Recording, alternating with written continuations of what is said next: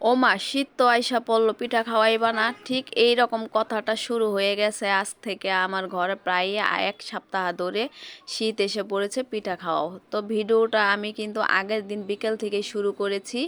প্রিয় আপু আর ভাইয়ারা কেমন আছেন সবাই? আসসালামু আলাইকুম।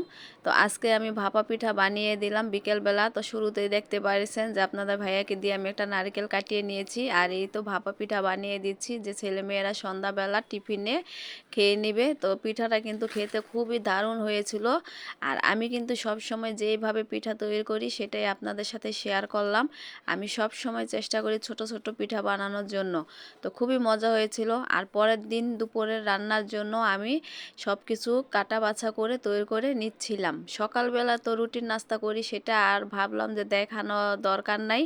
তো আমি দুপুরবেলা বেগুন ভাজা করব, আলু ভাজা করব, আর ইলিশ মাছ ভাজা, পুঁই শাক ভাজা। আজকে কিন্তু সব আমি ভাজার নিয়ে নিয়েছি। এই সব কিছু আজকে আমি ভেজে রান্না করব।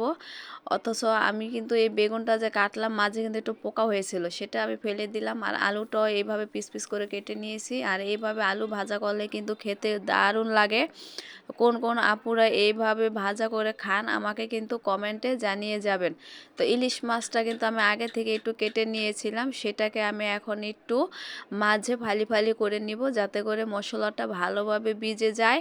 আর এইভাবে কিন্তু আস্ত ইলিশ মাছ ভাজা করে খেলেও খুব ভালো লাগে। তো মেয়ে আজকে বায়না ধরেছে যে আজকে তাকে আস্ত একটি ইলিশ মাছ ভেজে দিতে হবে, সে নাকি খাবে। তো হলুদ মরিচ দিয়ে আমি সব কিছু একসাথে করে এই বেগুন আর আলুটাকে মশলা মাখিয়ে নিব। আর এইভাবে মাখিয়ে কিন্তু বেগুন ভাজা করলে খুব ভালো লাগে। আমি কিন্তু মশলাটা সব কিছুই ডাবল ডাবল দিয়েছি, মানে 2 চামচ করে দিয়েছি। আর এই বেগুন ভাজা আলু ভাজায় মশলাটা বেশি না হলে কিন্তু আমার ঘরে পছন্দ করে না।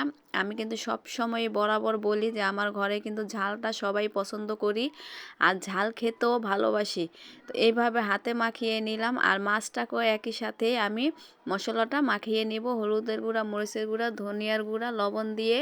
আমি কিন্তু এইখানে কোনো রকম আদা রসুন পেস্ট ব্যবহার করিনি। আর আদা রসুন পেস্ট কিন্তু ইলিশ মাছে দিলে মনে হয় ইলিশ মাছে যে একটি ফ্লেভার, সেটা আমার কাছে ভালো লাগে না। তো আগে থেকেই আমি কড়াইতে তেল দিয়ে বসিয়ে রেখেছিলাম। আর মাছের সাথে কিন্তু আমি বেগুনটাও দুপাশে দিয়ে দিলাম। এইভাবে ভেজে নিলে আমার কাছে মনে হয় খুবই সহজ হয় রান্নাটা।